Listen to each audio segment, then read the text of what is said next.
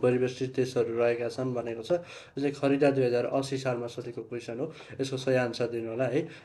Asia महादेशमा कतिवटा भूपरिवेष्टित देशहरू रहेका छन्? अप्सन नम्बर एमा चाहिँ 2वटा, अप्सन नम्बर बीमा चाहिँ 12वटा, अप्सन नम्बर सीमा चाहिँ 16वटा र अप्सन नम्बर डीमा चाहिँ 18वटा भनेको छ है। यसको सही आन्सर दिनु होला। यसको सही आन्सर के हुन्छ? यसको सही आन्सर चाहिँ अप्सन नम्बर कति? अप्सन नम्बर बी चाहिँ 12वटा रहेका छन् है। अप्सन नम्बर बी चाहिँ 12वटा। एसिया महादेशमा 12वटा भूपरिवेष्टित मुलुकहरू रहेका छन्। अर्को जाउँ, क्यालेन्डर कुन विषयसँग सम्बन्धित रहेको छ भनेको छ है। क्यालेन्डर कुन विषयसँग सम्बन्धित रहेको छ?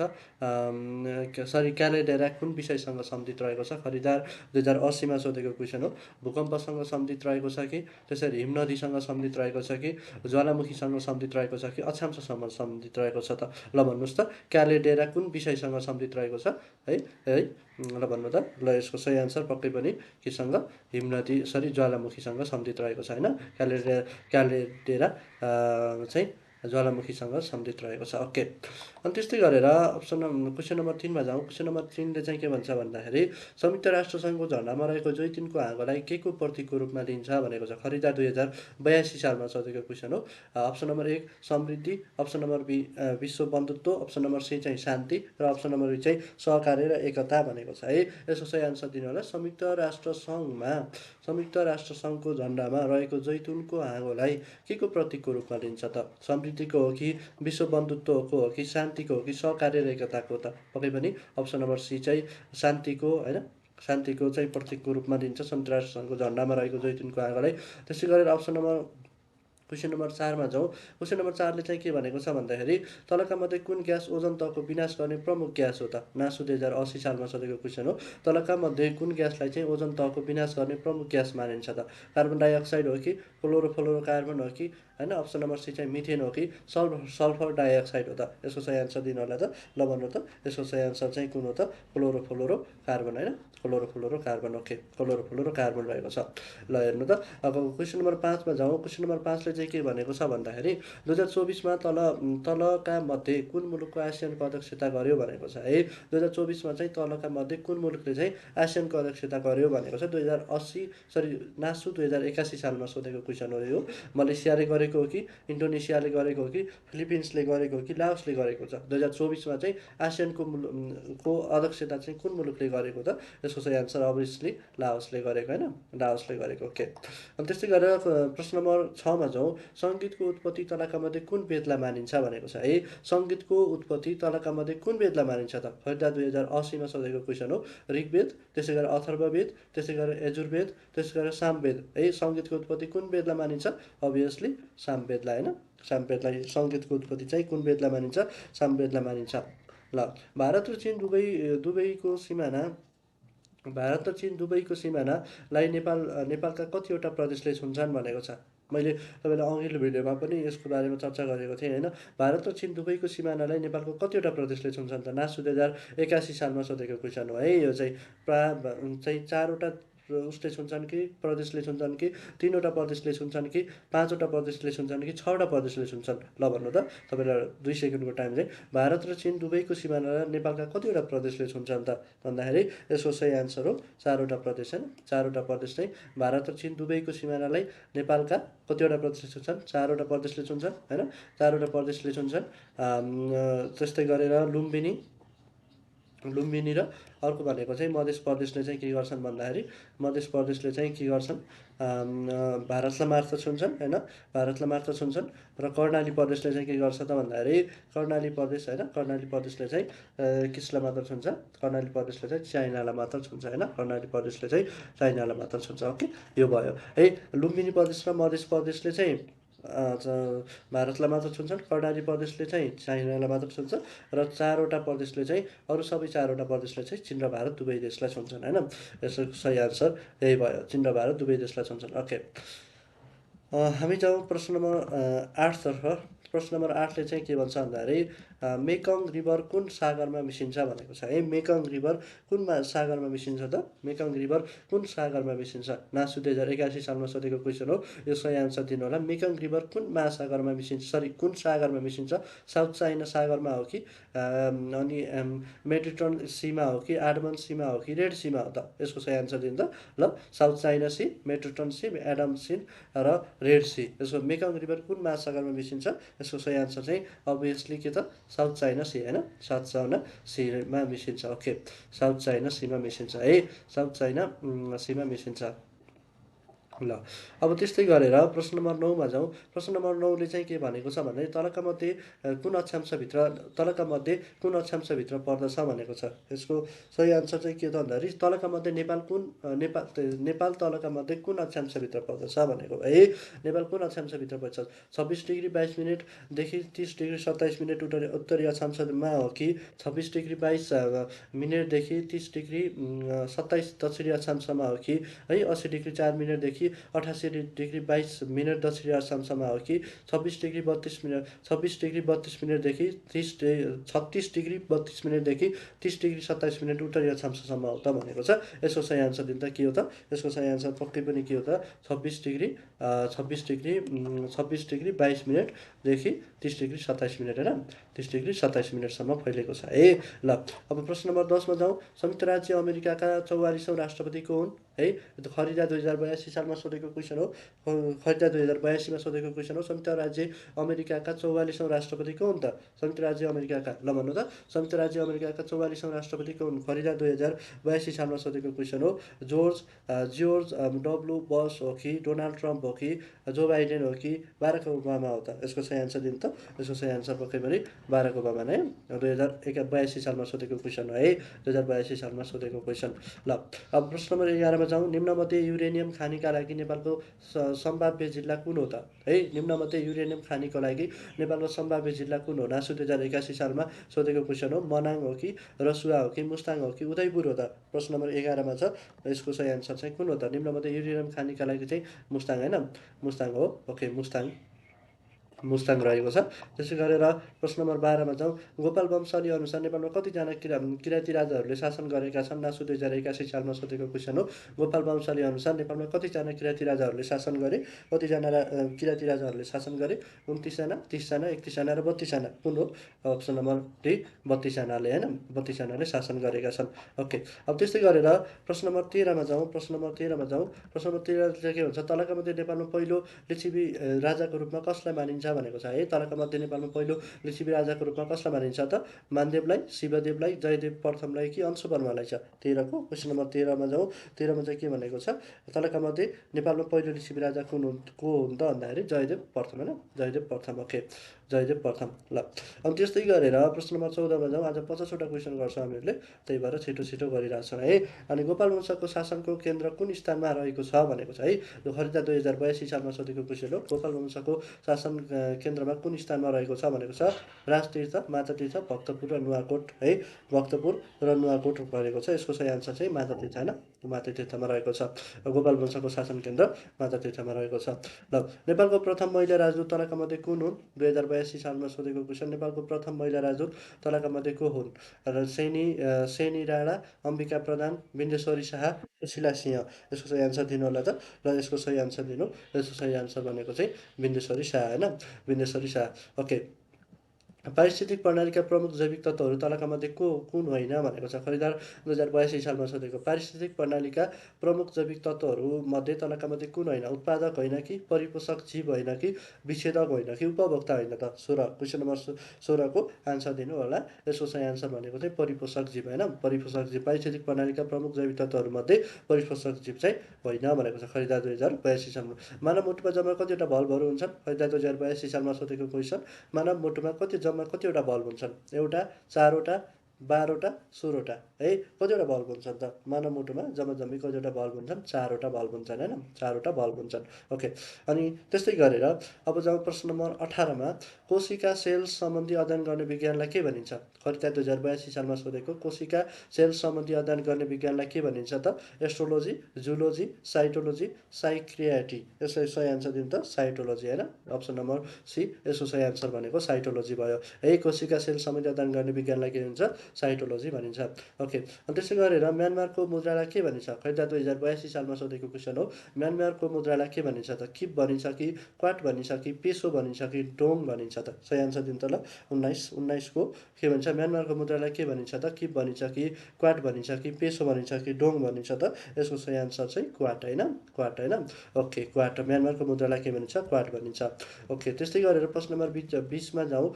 बच्चा जन्मने बित्तिकै लगाइने खोपला दिइने खोपला के भनिन्छ 2081 सालमा सोधेको क्वेसन है बच्चा जन्मेपछि लगत्तै कुन खोप दिन्छ पिसिजी दिन्छ कि पिसिबी दिन्छ कि डिपिटी दिन्छ कि पोलियो दिन्छ त यसको सही आन्सर दिनु त प्रश्न नम्बर 20 मा छ बच्चा जन्मेपछिकै लगाइने खोपलाई के भनिन्छ त बिसिजी भनिन्छ हैन बिसिजी भनिन्छ ओके बिसिजी भनिन्छ ल प्रश्न नम्बर 21 मा जाउँ लार्के पास कुन जिल्लामा अवस्थित रहेको छ नासु 2081 सालमा सोधेको लार्के पास कुन जिल्लामा अवस्थित रहेको छ शङ्खसभा डोल्पा गोर्खा र दार्चुला सही आन्सर दिनु त शङ्खसभा गोर्खा दार्चुला र डोल्पा भनेको चाहिँ सही आन्सर कुन हो त गोर्खा हैन लार्के पास कुन जिल्लामा अवस्थित छ गोर्खा जिल्लामा अवस्थित रहेको छ लार्के पास कुन जिल्लामा अवस्थित छ गोर्खा जिल्लामा अवस्थित छ ओके त्यस्तै गरेर प्रश्न नम्बर 22 मा जाउँ प्रश्न नम्बर 22 ले के भनेको छ भन्दाखेरि दक्षिण एसियाली किसान सम्मेलन 2025 कहाँ सम्पन्न भएको थियो खरिदा 2082 सालमा सोधेको क्वेसन हो दक्षिण एसियाली किसान सम्मेलन 2025 कहाँ सम्पन्न भएको थियो नेपाल हो कि बङ्गलादेश हो कि श्रीलङ्का हो कि अफगानिस्तान हो त है दक्षिण एसियाली किसान सम्मेलन 2025 कहाँ सम्पन्न भएको थियो त भनेको छ यसको सही आन्सर दिनु त नेपाल बङ्गलादेश श्रीलङ्का र अफगानिस्तान खरिदा 2082 सालमा सोधेको नेपाल है दक्षिण एसियाली किसान सम्मेलन 2025 कहाँ सम्पन्न भएको थियो नेपालमा सम्पन्न भएको थियो नेपालमा सम्पन्न भएको थियो है नेपालमा सम्पन्न भएको थियो दक्षिण एसियाली चाहिँ कहाँ सम्पन्न भएको थियो नेपालमा सम्पन्न भएको थियो अब त्यस्तै गरेर प्रश्न नम्बर 23 मा जाउँ प्रश्न नम्बर 23 ले के भनेको छ खग्रास प्रश्न नम्बर 23 ले के भनेको छ खग्रास सूर्यग्रहण बढीमा कति समय हुन्छ खरिदा 2082 सालमा सोधेको क्वेसन हो यो खग्रास सूर्यग्रहण बढीमा कति समयसम्म हुन्छ भनेको छ है खग्रास सूर्यग्रहण बढीमा कति समयसम्म हुन्छ खरिदा 2082 मा 8 मिनेट हुन्छ कि है त्यस्तै गरेर 6 मिनेट हुन्छ कि 4 मिनेट हुन्छ कि 2 मिनेट हुन्छ त खग्रास सूर्यग्रहण बढीमा कति समयसम्म हुन्छ त 23 क्वेसन नम्बर 23 को सोधेको प्रश्न नम्बर 23 को आन्सर चाहिँ 8 मिनेट हैन खग्रास सूर्यग्रहण बढीमा कति समय हुन्छ 8 मिनेट हुन्छ त्यसै गरेर प्रश्न नम्बर 24 मा जाउँ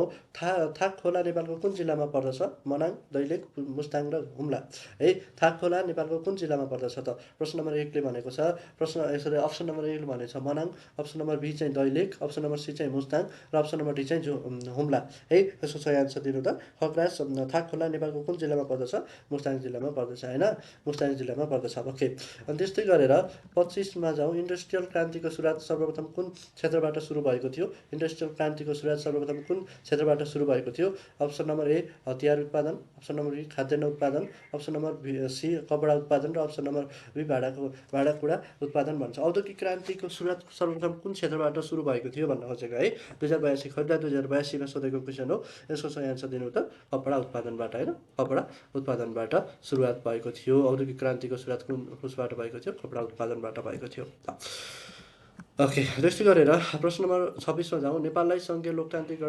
गणतन्त्र मुलुकको रूपमा कहिले घोषणा गरिएको हो भनिन्छ नेपाललाई सङ्घीय लोकतान्त्रिक गणतन्त्र मुलुकको रूपमा कहिले घोषणा गरिएको थियो त 2065 जेठको 15 गते 2066 जेठको 4 गते 2052 माघको फागुनको 1 गते र 2047 चैत्र 26 गते भनेको छ है नेपाललाई सङ्घीय लोकतान्त्रिक गणतन्त्र मुलुकको रूपमा कहिले घोषणा गरिएको थियो भनेको छ यसको सही आन्सर दिनु त यसको सही आन्सर चाहिँ 2065 जेठको 15 गते है तपाईँले एउटा कुरा चाहिँ के जानकारी गराउन चाहेँ भने यसको चाहिँ मैले अहिले पढाइरहेको चाहिँ पिडिएफ चाहिँ तपाईँलाई चाहिन्छ भने चाहिँ तपाईँले चाहिँ डिस्क्रिप्सनमा चाहिँ मैले फेसबुक पेजको लिङ्क राखिदिनेछु त्यहाँ गएर चाहिँ फेसबुक पेजमा गएर चाहिँ पिडिएफहरू डाउनलोड गरेर पढ्न सक्नुहुन्छ है हाम्रो फेसबुक पेजलाई पनि फलो गरिदिनु होला है अनि त्यसै च्यानलमा नयाँ हुनुहुन्छ भने सब्सक्राइब गरिदिनु होला अनि हाम्रो फेसबुक पेजमा चाहिँ तपाईँहरूलाई समसामयिक रिलेटेड अनि यो अहिले हामीले पढाइरहेका पिडिएफहरू नोटहरू चाहिँ त्यहाँ हामीले राखिदिनेछौँ, त्यहाँबाट चाहिँ तपाईँहरूले हेर्न सक्नुहुनेछ।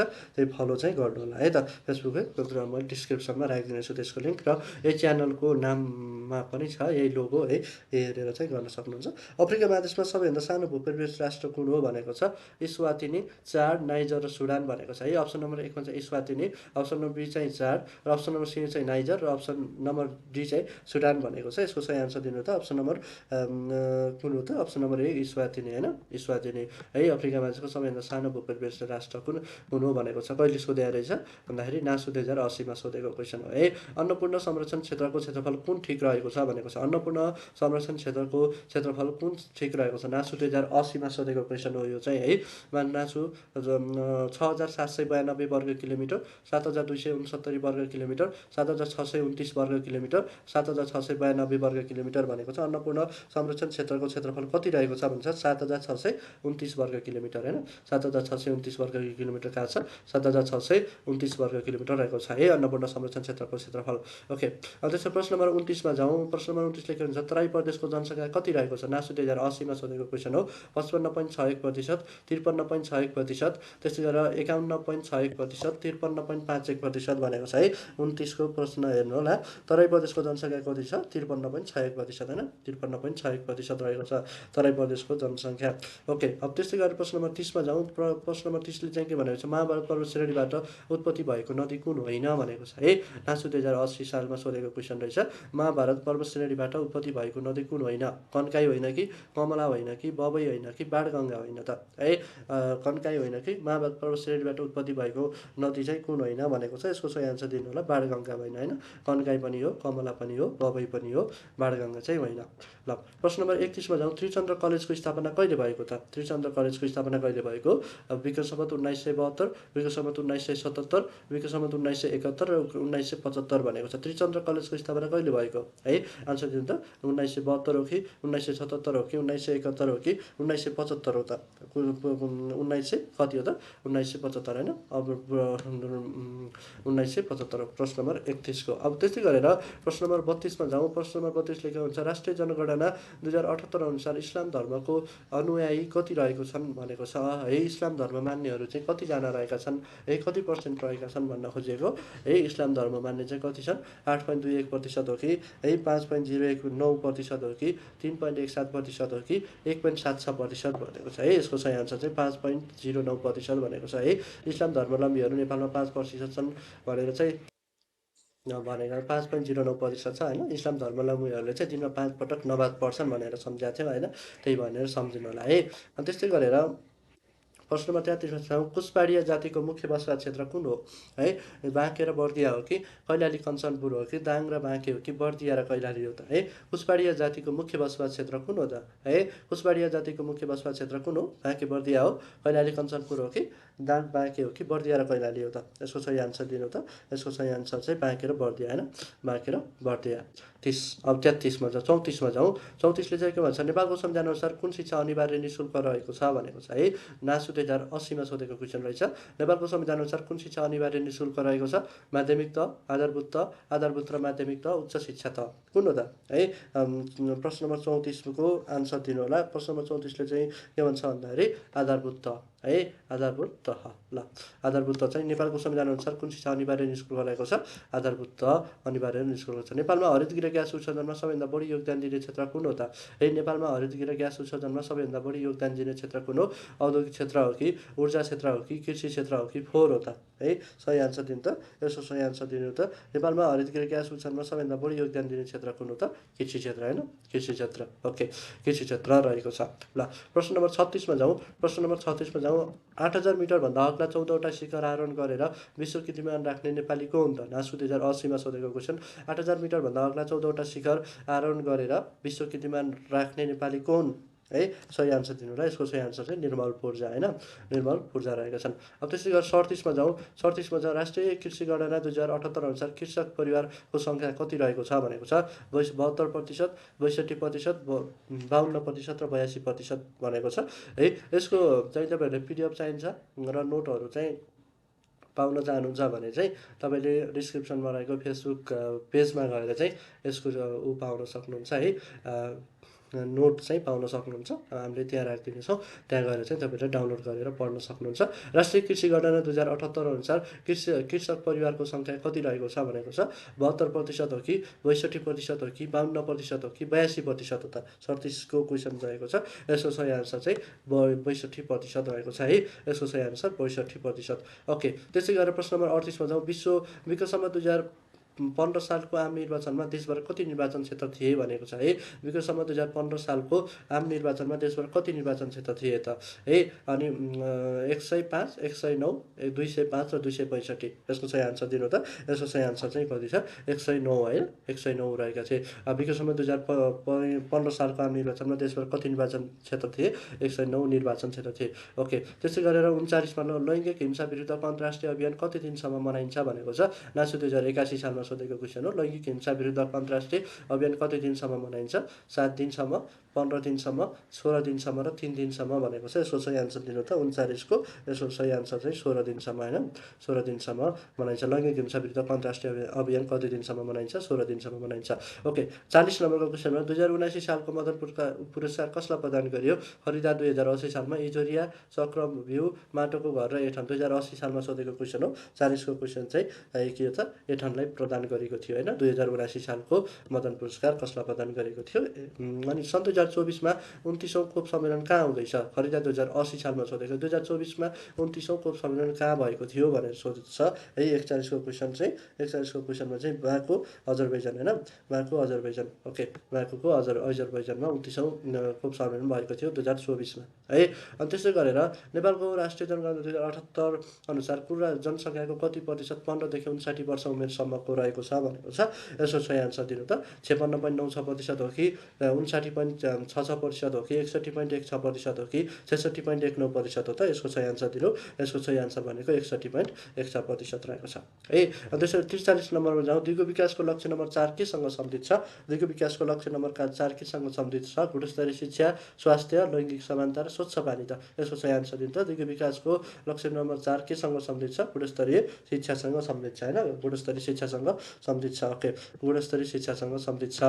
ल त्यसै गरेर 44मा जाउँ। रतन के को कमी भए लाग्दछ भनेको छ। रतन के को कमीले लाग्छ। खरिदा 2080 सालमा सोधेको क्वेसन हो। 44 नम्बरको vitamin C, vitamin D, vitamin A र प्रोटिनको कमीले कुनले लाग्छ त भिटामिन ए को कमीले लाग्छ होइन। रतन रोग चाहिँ भिटामिन ए को कमीले लाग्दछ।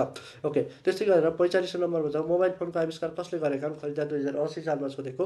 माइकल फ्याराडे, एडमिन ल्यानो, मार्टिन कुपर र बुनसेन भनेको छ। यसको सही आन्सर दिनु त। यसो मोबाइल फोनको आविष्कार कसले गरेका हुन् मार्टिन कुपरले होइन।